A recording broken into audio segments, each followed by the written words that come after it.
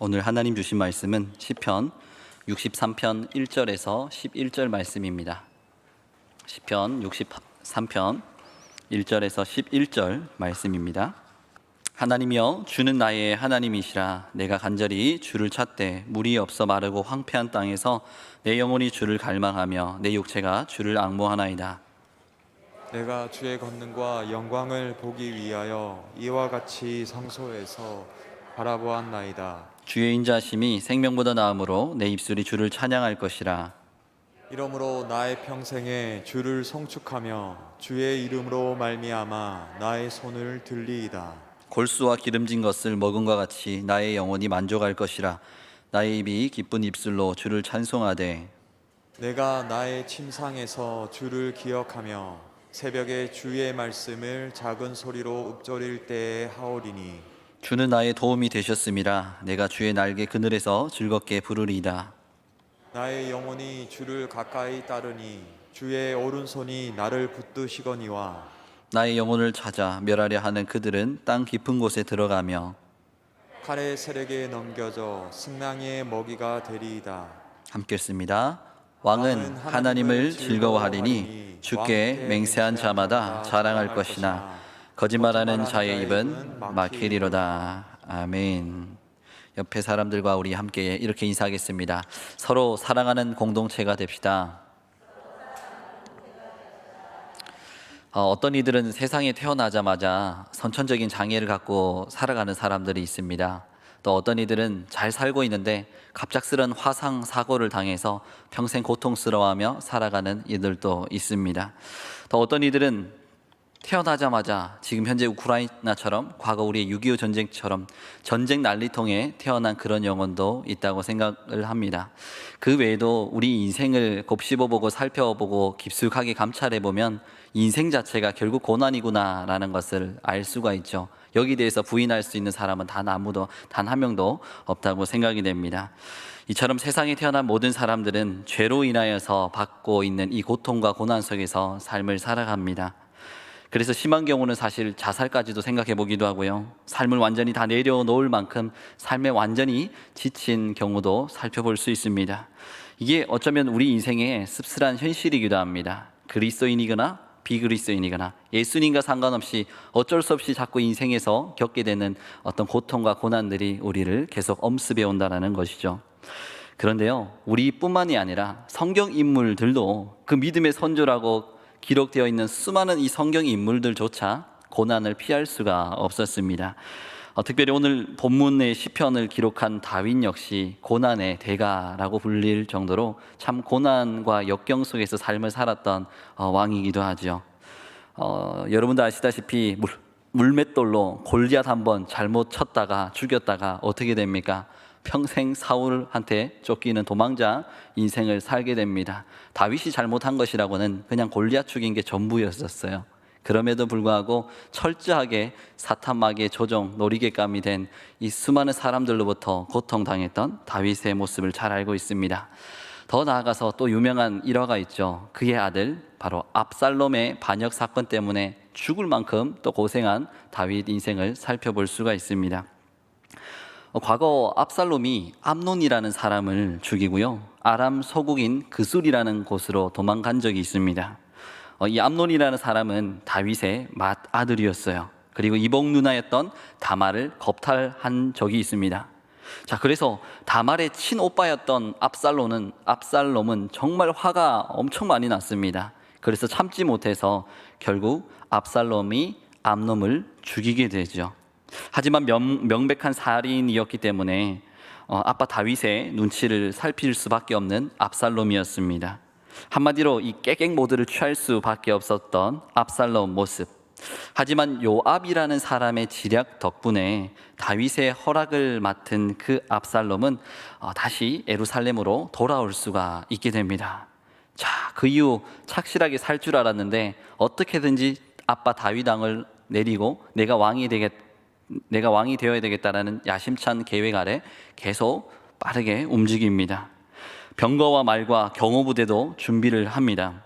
왕의 재판을 받으러 가는 사람에게 항상 호의를 베풀면서 오히려 왕인 다윗을 비판하기 시작했습니다. 여론몰이를 계속했던 것이죠. 한마디로 자기 사리사욕 채우려고 정말 최선을 다하는 삶을 살기 시작합니다. 어쩌면 이 모습이 마치 지금의 정치인들의 모습은 아닐까 조심스럽게 생각도 한번 해봅니다. A당이 정권을 잡으면 B당이 A당 못한다고 욕을 하지 않습니까? 마치 B당인 자신들이 최선의 선택이라는 것처럼 사람들에게 홍보하고 잘못된 찌라시 정보들을 흘리고 이렇게 정치인들의 모습들, 잘못된 모습 볼 수가 있습니다. 당시 압살롬은 수많은 사람들에게 호의를 베푸면서 정말 정치 이미지가 예쁘고 정말 아름답게 비춰질 수 있게끔 포장해 가기 시작했습니다. 저는 20대까지만 해도 압살롬 반역이라고 하면 무조건 압살롬이 주변 사람 다 죽여버리고 다위 내리고 본인이 그냥 왕 한 줄 알았거든요. 그런데 알면 알수록 참 이 사람 치밀했던 사람 같습니다. 압살롬은 정말 철저히 반역을 착실히 잘 준비했던 것이죠. 그는 이 헤브론이라는 곳에서 반역을 시행하기로 마음먹었습니다. 다윗에게 헤브론에서 하나님께 한 번은 서원 제사를 내가 드리고 오겠습니다, 아버지 하고 말한 뒤에 헤브론으로 돌연 떠나버립니다. 자, 이것을 다윗이 허락을 했고요. 압살롬은 혼자 가지 않습니다. 정말로 화려하고도 멋있는 정치 이력이 상당한 역량 있는 200명의 사람들을 데리고요. 에루살렘에서 약 한 30km 정도 떨어져 있는 이 헤브론까지 걸어갔습니다. 자, 이쯤에서 왜 압살롬이 굳이 헤브론이라는 지역에서 이 반역을 일으킬까 좀 궁금하신 분들이 계실까 싶어서 몇 가지 말씀을 드릴게요. 이 헤브론이라는 것은요, 압살롬의 고향이기도 했고 다윗이 왕이 되기 위해서 기름 부음 받은 장소이기도 했습니다.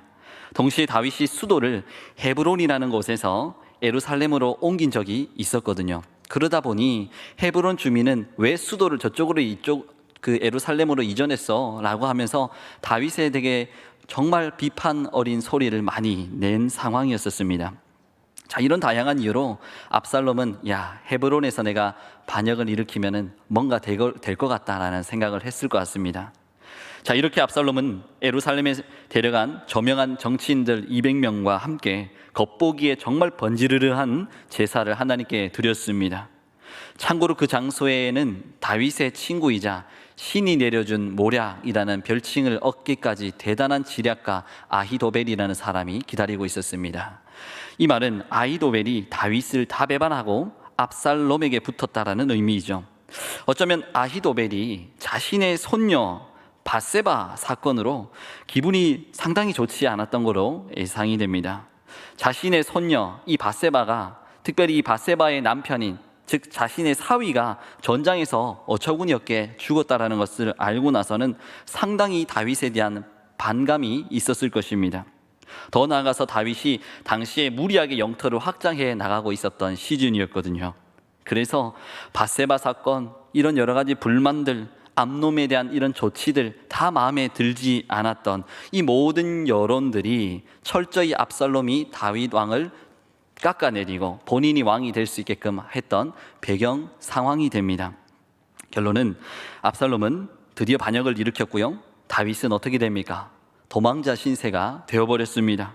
다른 사람도 아니고 아들 무서워서 피해 다니는 그 다윗 심정 조금 헤아려지십니까? 이 장면을 우리에게 조금이라도 확대해서 적용해보면 다음과 같을 것 같습니다. 우리가 자녀들을 낳고요, 어릴 적에 혼내보면은 진짜 칼같이 말을 잘 듣습니다. 왜냐고요? 여러분들이 근엄하게 무섭게 아이들을 휘어잡으면 아이들이 겁을 먹고 여러분들의 말을 듣습니다. 그런데요, 신기하게도 아이가 크면 클수록 당장 중학교만 들어가면은 힘이 세져서 힘으로는 더 이상 제압할 수 없고 무서운 분위기로는 내 자녀를 휘어잡을 수가 없게 됩니다. 지금 다윗도 마찬가지였던 것이죠. 압살롬이 정말 믿고 싫으면서도 내 아들이니 어쩌겠습니까? 육체적으로는 어려움이 있었었고 또 정신적으로도 극심한 스트레스 속에 살아갔던 다윗의 모습을 지금 상상해 보시면 좋겠습니다. 이토록 어려운 환경에서 지은 시 중에서 하나가 어떤 시냐? 바로 우리가 오늘 읽었던 시편 63편이라는 시입니다. 지금 다윗이 압살롬 반역을 피해 어디에 있었을까요? 그 힌트가요, 시편 63편이라고 글자가 보이시죠? 숫자 오른쪽에 보면은 파랑색 글자로 뭐라고 기록되어 있습니까? 다윗의 시, 그리고 유다 광야에 있을 때라고 기록되어 있죠. 즉 지금 다윗은요, 압살롬 반역을 피해서 유대 광야에 머무르고 있습니다. 놀러 갔습니까? 바캉스 떠난 게 아니에요. 도망 나온 것입니다. 정말 힘들고 어려운 삶을 살았던 거죠. 자, 이 배경 지식에서 이 시편을 본다라면 놀라운 사실을 발견할 수 있습니다. 상식적으로는, 이성적으로는 이 시편이 이렇게 쓰여지면 안 됩니다. 어떻게 쓰여졌어야 됐겠습니까? 탄식지처럼 하나님 어쩔 수 없는 상황이었습니까? 왜 나를 이토록 힘들게 하십니까? 불평, 불만, 원망 등을 다 다윗이 기록을 해놓아도 모자랄 판에 지금 우리가 읽은 이 63편의 시편 하나하나를 뜯어보면 말도 안 되는 감사와 찬양의 시로 가득 차 있다는 것을 살펴볼 수가 있죠. 성도 여러분, 우리 인생에서요, 크고 작은 어려움과 고난 속에서 무엇을 해야 되겠습니까? 1절에서 다윗은 하나님만 바라보고 신뢰합니다 라고 고백하죠. 우리 인생 역시 어려움 속에서도 하나님만 바라보게 되기를 소원합니다.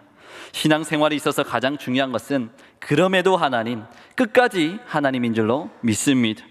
어떤 상황에서도 눈물만 흘리거나 불평과 불만만 쏟아낼 것이 아니라 하나님과 신뢰하며 끝까지 하나님 의지하면서 기도하며 나아가는 인생, 그 인생이 하나님께 복되다라는 칭찬을 받을 줄로 믿습니다. 그 내용이 시편 63편에 고스란히 담겨 있는 것이죠. 오늘 우리는 이 귀한 기도를 통하여서 신앙생활에 정말 중요한 팁이 무엇인지 한번 살펴보려고 합니다. 첫 번째는요, 여러분, 우리가 믿고 있는 하나님은요, 그냥 일반 하나님이라고 표현할 것이 아니라 엘로힘 하나님이라고 표현하면 좋겠습니다. 여기 나와 있는 엘로힘이라는 말은 쉽게 말하면 전능자 하나님이십니다. 특별히 더 나아가서 약속을 반드시 신실하게 지키시는 하나님, 그 하나님을 향하여서 우리는 엘로힘 하나님이다라고 표현할 수가 있겠죠. 우리 역시 삶을 포기하고 싶은 그 순간마다 항상 엘로힘 대신 하나님 붙잡게 되기를 소원합니다. 그런데 하나님을 안 믿는 사람들이 이렇게 엘로힘 하나님이라고 부를 수 있을까요? 결코 그럴 수가 없습니다.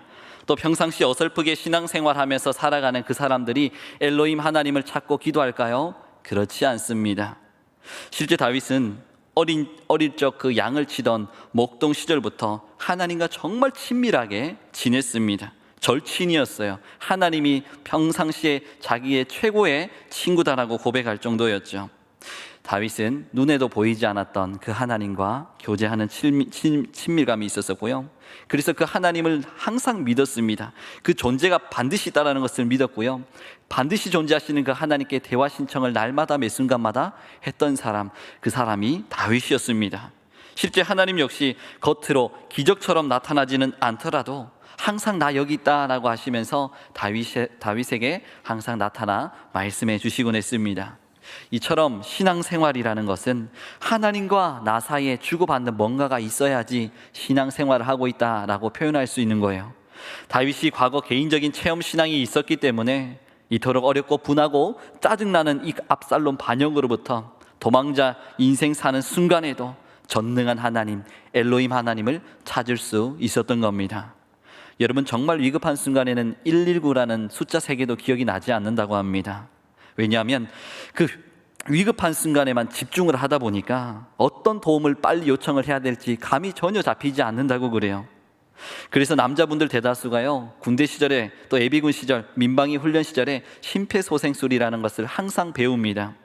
이렇게 받아도요, 또 평상시 생활하지 않으면, 경험해보지 않으면 바로 적용해서 심폐소생술 절대로 할 수가 없습니다.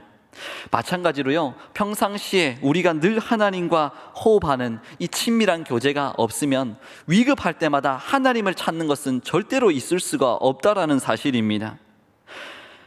여러분, 정작 본인은 그 급한 행정적인 업무를 처리하느라 기도를 등한시하고 말씀을 등한시하고 하나님이기 전에 내가 할 수 있는 그 행정적인 일들을 먼저 처리합니다. 그렇게 하다 보면은 어떤 일을 맞닥뜨립니까?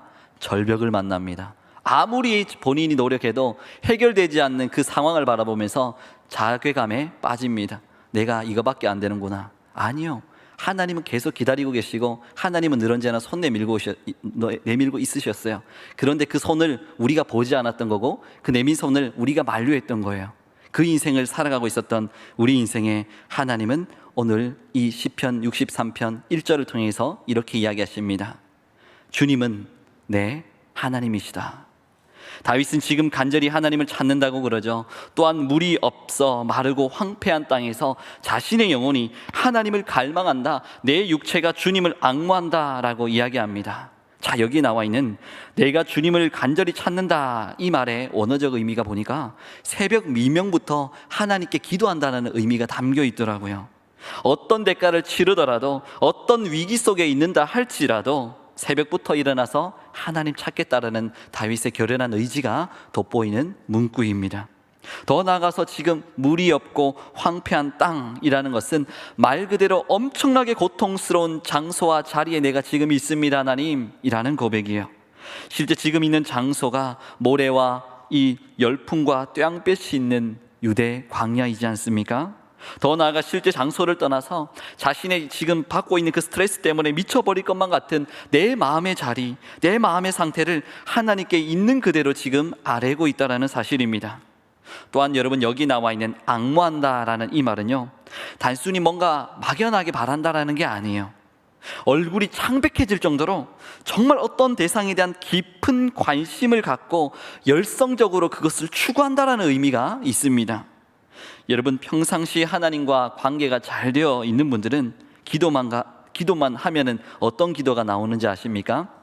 우리 2절 말씀 눈으로 따라와 주시면 좋겠습니다. 2절에 다윗의 기도가 나와요. 다윗은 자신이 주님의 권능과 이 놀라운 영광을 보기 위해 성소에서 주님을 바라보았다라고 합니다.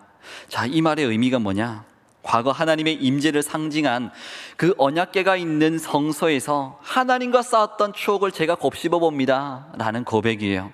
그 언약궤가 있는 성소가 바로 예루살렘에 있었습니다. 그런데 지금 자신은 어디에 있습니까? 유대 광야에 도망자 신세로 지금 쫓겨나 있죠. 그 처절하고 고독하고 어려운 유다 광야라는 자리에서 과거 하나님과 데이트했던 추억을 회상해보고 있습니다. 이제 막 하나님을 찾는 분들은 아무래도 하나님과의 추억이 몇 개 없다 보니 이런 기도가 나오기 아마 쉽지 않으실 거예요. 하지만 정말 평상시에 하나님과 인격적인 만남들을 계속 이어갔던 분들은 위급한 순간 때마다 위급함 때문에 힘들고 어렵긴 하지만 과거 나에게 베풀어 주신 은혜를 곱씹어 볼 수 있는 분들이 상당히 많이 있다는 것을 또한 우리는 짐작해 볼 수가 있습니다. 예를 들면 내 자녀가 너무 아팠지만 고쳐주신 은혜, 내가 차 사고 날 뻔했지만 하나님 극적으로 구출해 내주신 그 은혜, 내 무서운 질병에서 고쳐주신 그 놀라운 은혜, 돈 한 푼 없어서 시장에서 그 두부 한 모 사지 못하는 그 아픈 시절을 살아가고 있던 내 모습을 살펴보신 그 하나님, 그 외에도 우리가 정말로 힘들고 어려웠던 순간순간들을 돌아보면 결코 하나님은 우리를 죽이지 않으셨어요. 오히려 그 순간마다 살려주시고 그 힘든 순간들을 이겨낼 수 있는 힘을 더해 주셨을 뿐이지 우리를 더 억압하고 힘들게만 한 하나님을 하나님이라고 우리는 고백할 수가 없다는 사실입니다. 하나님의 풍성한 사랑을 강하게 느끼게 해주시는 놀라운 은혜, 그 은혜가 오늘 우리에게도 충만하게 주어지기를 간절히 소망하고 축복합니다. 여러분, 하나님과 교제하고 나누었던 풍성한 은혜들 정말로 단 한 개도 없다라는 것 거짓말일 겁니다. 오늘 지금도 내일도 계속 이 부분을 한번 깊이 고민하시고 한번 받은 은혜들을 헤아려 보시기를 간절히 소원합니다. 여러분, 오늘 설교 제목이 뭐죠? 끝까지 하나님 신앙이라고 제가 붙여보았어요.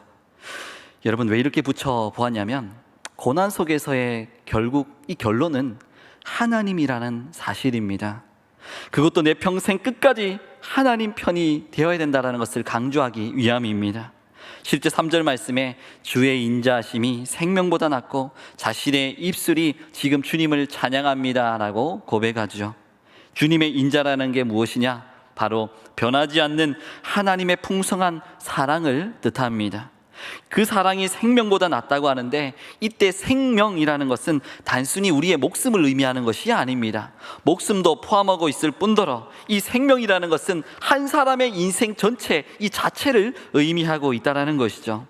인생에서 경험할 수 있는 모든 것, 그것을 우리는 두 글자로 생명이라고 이야기할 수 있습니다.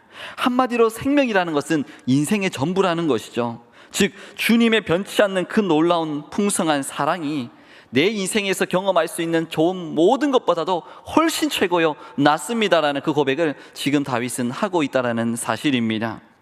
여러분, 그런데 우리 모두가 그토록 아끼고 사랑하는 내가 사는 내 인생보다 지금 다윗은 하나님의 풍성한 사랑이신 인자심을 찬양하고 낫다라고 고백하는데, 이 고백이 우리 모두의 고백되기를 소망합니다. 훌륭한 위인 되신 우리 다윗 왕이시여, 당신만이 알 수 있습니다. 이게 아니라, 훌륭한 우리 목사님들만 이런 고백을 하는 게 아니라 당장 미천한 나 자신도 이 놀라운 고백을 하나님께 할 수 있다는 그 사실에 기뻐 감사하며 실제 오늘 이 시간부터 해보기를 소원합니다. 왜냐하면요, 인생을 살면서 향유할 수 있는 좋은 모든 것들조차 주님의 인자, 즉 하나님의 풍성하신 사랑이 없으면요, 단 한 개도 우리에게 이루어지지 않기 때문입니다. 즉 주의 인자가 없으면, 그 사랑이 없으면 내 목숨 자체가 무의미하고 내가 지금도 죽을 수밖에 없다는 것을 우리 모두는 잘 알고 있습니다. 그만큼 고통 속에서요, 하나님의 놀라우신 사랑만을 간구하는 다윗의 모습이 오늘 드러나는데, 우리 모두가 그 하나님의 사랑을 갈구할 수 있는 인생 되기를 간절히 소망하고 축복합니다. 자, 이어서 한번 4절을 한번 볼까요? 4절을 보시면 이러므로라는 표현 보이시죠? 자, 우리가 찬양 속에서도 이러므로 내 평생에 찬양을 하는데요, 이러므로라는 말의 의미는 이같이 비참하고 고통스러운 상황 속에서도 라는 의미입니다. 고난 중에서도 자신은 평생토록 하나님을 성축하고 하나님 이름 덕분에 자신의 손을 높이 들겠다라는 내용이 나와 있습니다. 지금 우리가 살면서 겪는 고난은 분명 영원하지 않습니다. 여러분, 고난이 왜 우리에게 힘들게 느껴지나요?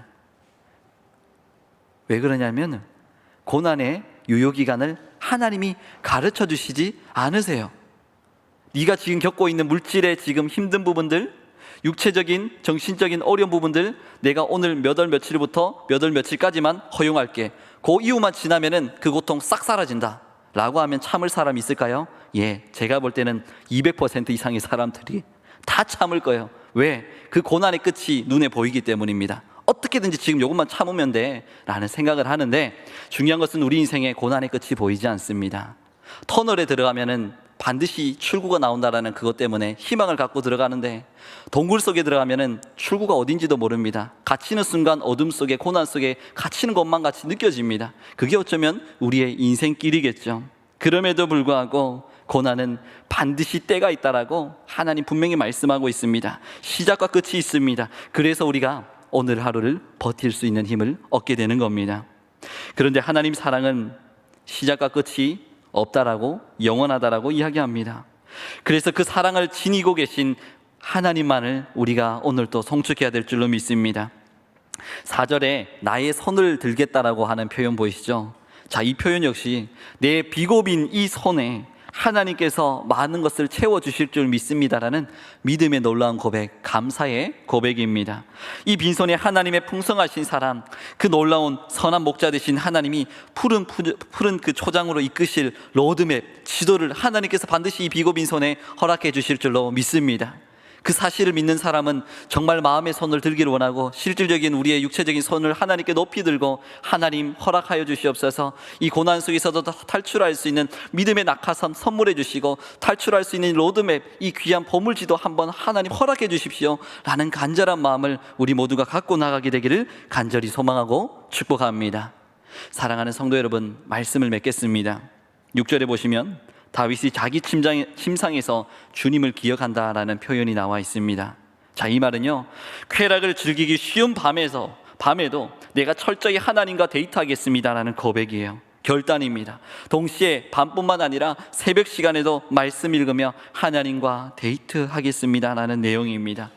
우리가 밤낮으로 새벽 할 것 없이 매 순간 하나님을 만나는 그 기쁨을 누릴 때에, 다시 말해서 하나님을 끝까지 신앙생활하며 나아갈 때에 어떤 복을 받는 줄 아십니까? 우리 함께 5절 말씀 읽어보도록 하겠습니다.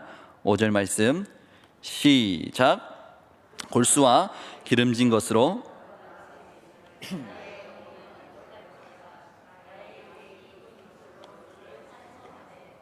여러분, 여기 나와 있는 골수와 기름진 것, 이 말의 의미는 영양가가 가장 높고 살찐 부위, 가장 최상의 부위를 가지고 잔치를 벌인다라는 의미가 있어요. 우리 모두 하나님을 끝까지 신앙하며 나아가는 사람들에게는 이 말도 안 되는 귀한 복을 다 받아 누릴 줄 믿습니다. 동시에 우리 모두 자신의 입이 기쁜 입술로 하나님 찬송하게 되는 것을 스스로 발견하게 되는 놀라운 역사를 경험할 줄로 믿습니다. 세상 가장 어려운 인생을 살고 있다고 생각하는 당신, 바로 그때가 오늘 이 시편 63편이 필요한 때이고 이 말씀을 읽을 때이고 묵상하고 믿음으로 나아가야 될 때인 줄로 믿으시길 바랍니다. 여러분, 1800년대에 활동한 사무엘 스마일즈라는 작가가 있다고 그래요. 이 사람이 자조론이라는 책을 썼다고 하는데 그 책 안에 이런 글귀가 있어서 잠시 한번 소개하고 마치고자 합니다. 과학과 예술 분야에서 큰 공을 세운 훌륭한 모든 사람들은 자신의 편리함, 편의 때문이 아니라 곤궁에서 발명하였다. 인재를 가장 많이 배출한 학교는 다른 학교가 아니라 광야 학교였다 라는 표현을 쓰고 있습니다. 여러분, 고난을 통해 하나님께서는 여러분 입술에서 더욱더 큰 찬양을 받으시기를 원하십니다. 이 사실을 우리가 잊지 않으시기를 원합니다. 기도의 입술 발견되기를 원하는 그 하나님의 소망 따라서 가장 힘들고 어려운 순간 불평을 잠깐 내려놓고 하나님을 찬양하고 신뢰한다고 사랑한다고 고백할 수 있는 우리의 삶이 되기를 간절히 소원합니다. 그 하나님의 소원 다 이루어 드릴 수 있는 오늘 복되고 귀한 하루 되길 원하고요. 이 귀한 고백들, 63편의 주옥 같은 고백들이 진심으로 나의 고백되기를 소망한다고 오늘도 기도하며 살아갈 수 있게 되기를 간절히 소망하고 축복합니다. 사랑의 하나님, 감사합니다. 출구를 알 수도 없고 언제 지금 당하고 있는 고난이 해결될지 풀릴지 알 수 없는 상황 속에 있습니다. 그래서 하나님께 늘 원망과 불평과 힘듦을 토로할 때도 많이 있습니다. 그럼에도 불구하고 그 원망과 시비함조차도 내가 듣기를 원한다라고 말씀하실 정도로 기도가 전무한 하나님, 이 시대를 살아가고 있습니다. 기도하는 것이 어색한 이 시대를 살아가고 있습니다. 그럴 때마다 하나님께 온전히 간절히 기도하며 하나님만을 소망하고 바라보며 엘로힘 전능자 약속에 신실하시는 하나님을 소망하며 나아갈 수 있는 우리 모두가 되게 하여 주시옵소서. 그것만이 이 고난을 하나님 헤쳐나갈 수 있는 길임을 믿습니다. 우리에게 고난을 헤쳐나갈 수 있는 권능, 그 지혜를 풍성하게 허락하여 주셔서 오직 하나님만 신뢰하고 신앙할 수 있는 우리 인생 다 되게 하여 주시옵소서. 끝까지 하나님 믿고 신앙하기를 원하오니 주여 모든 우리 권속들 가운데 은혜와 복을 내려주시옵소서. 이 모든 말씀 우리 주 예수 그리스도 이름으로 간절히 기도드립니다. 아멘. 우리 함께 찬송가 540장 찬송하겠습니다.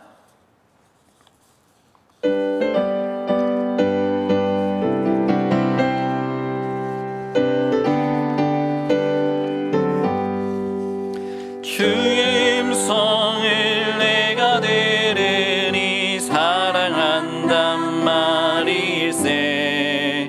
믿는 마음으로 주께 가오니 나를 영접하소서. 내가 매일 십자가 앞에 더 가까이 가오니 그새 주의 법의 피로서 나를 정케 하소서. 주여 넓으신 은혜 베푸사 나를 받아주시고 나의 품은 뜻 주의 뜻같이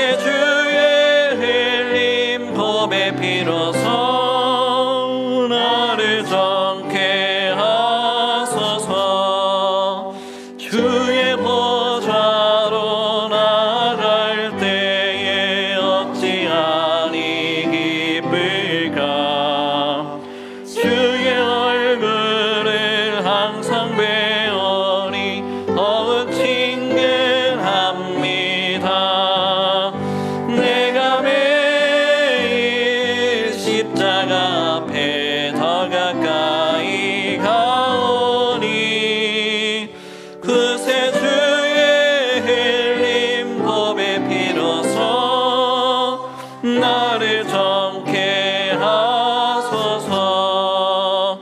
우리 구주의 넓은 사랑을 측량할 자 없으며 주가 주시는 참된 기쁨도 헤아릴 수 없도다. 내가 매일 십자가 앞에 더 가까이 가오니 그새 주의 흘린 법의 피로써 나를 정케 하소서.